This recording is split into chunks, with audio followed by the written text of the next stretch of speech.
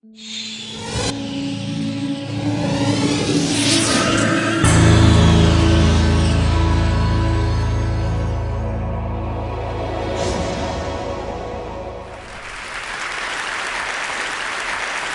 Zuckerberg, a journalist, was asking him a question about the news feed.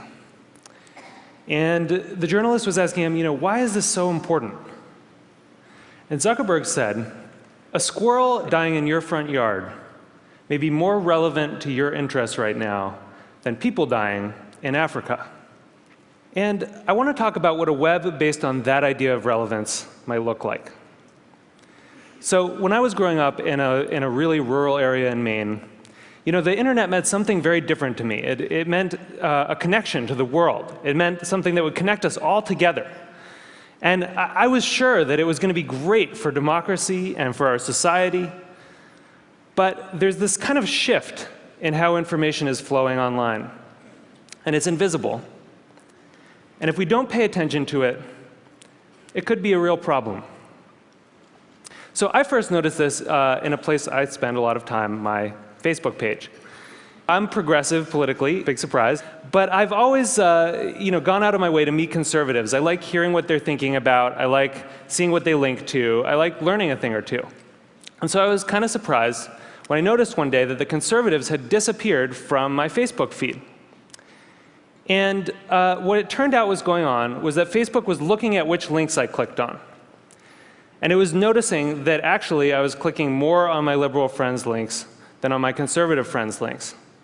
And without consulting me about it, it had edited them out. They disappeared. So Facebook isn't the only place that's doing this kind of invisible algorithmic editing of the web. Google's doing it too. If I search for something and you search for something, even right now at the very same time, we may get very different search results.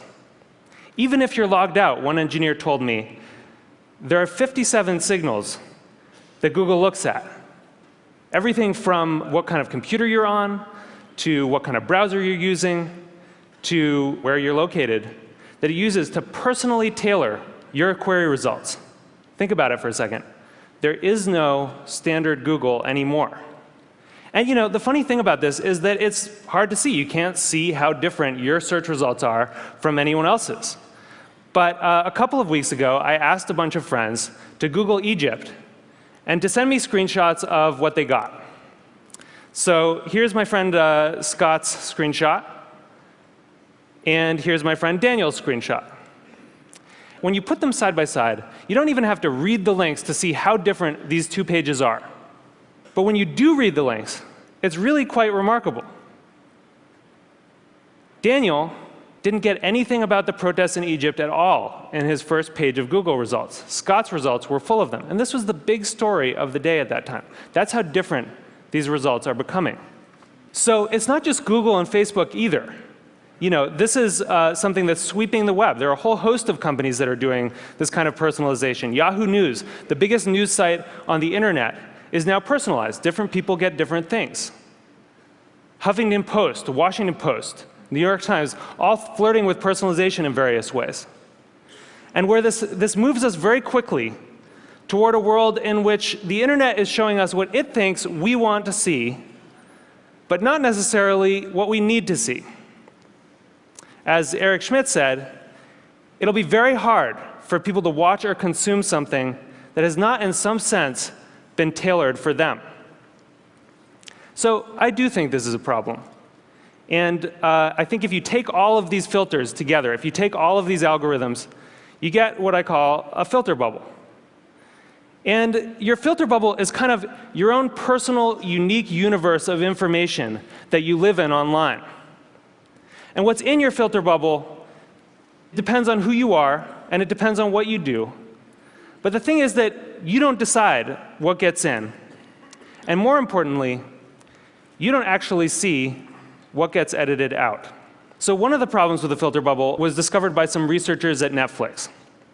And they were looking at the Netflix queues, and they noticed something kind of funny that a lot of us probably have noticed, which is there are some movies that just sort of zip right up and out to our houses. They enter the queue, they just zip right out. So Iron Man zips right out, right? and waiting for Superman can wait for a really long time. What they discovered was that in our Netflix queues, there's kind of this epic struggle going on between our future aspirational selves and our more impulsive present selves. You know, we all want to be someone who has watched Rashomon. But right now, we want to watch Ace Ventura for the 4th time. So the best editing gives us a bit of both. It gives us a little bit of Justin Bieber and a little bit of Afghanistan. It gives us some information vegetables. It gives us some information dessert. And the challenge with these kind of algorithmic filters, these personalized filters, is that because they're mainly looking at what you click on first, you know, it can throw off that balance. And instead of a balanced information diet, you can end up surrounded by information junk food. So what this suggests is actually that we may have the story about the internet wrong.